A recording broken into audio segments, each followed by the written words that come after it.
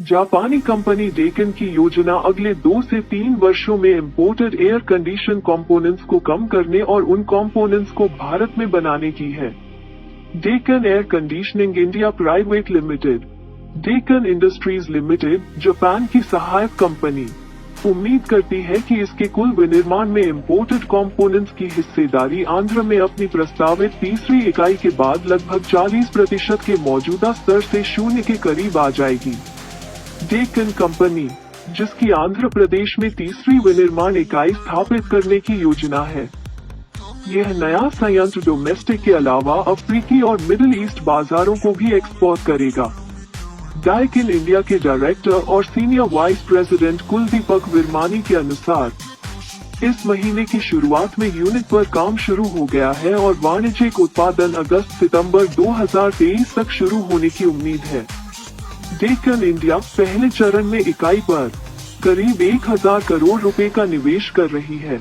दूसरे चरण में परियोजना पर एक समान निवेश करेगी।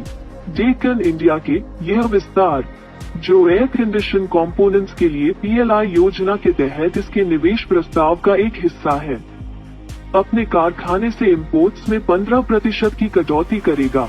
नई फैसिलिटी इसकी क्षमता को मौजूदा 1.2 मिलियन यूनिट से बढ़ाकर 2.5 मिलियन यूनिट करेगी। उद्योग के लिए कुल इम्पोर्ट कंपोनेंट लगभग 40% है। PLI योजना के तहत डेकन सहित विभिन्न कंपनी द्वारा किए जा रहे निवेश को देखते हुए हम उम्मीद करते हैं कि अगले 2 से 3 वर्षों में कंपोनेंट में इम्पोर्ट का हिस्सा 0 के करीब आ जाएगा।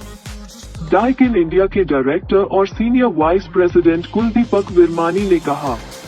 उन्होंने कहा कि जहां इंपोर्ट्स में कमी से कंपनी के मुनाफे को बढ़ाने में मदद मिलेगी, वहीं इससे बाजार को बढ़ने में भी मदद मिलेगी, क्योंकि लागत में कमी का लाभ उपभोक्ताओं तक पहुंचाया जाएगा, जिससे कस्टमर एक्विजिशन में बढ़ोतरी होगी।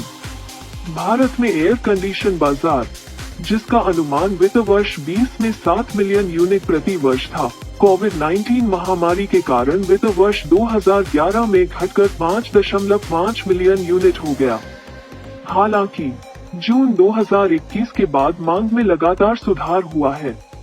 इस वित्त वर्ष के अंत तक बिक्री पूर्व महामारी के स्तर पर वापस आ जानी चाहिए, कुलदीपक विरमानी ने कहा, और कहा कि डेकन इंडिया को 2019 से 2020 के स्तर पर बिक्री में 5 से 7% की वृद्धि की उम्मीद है।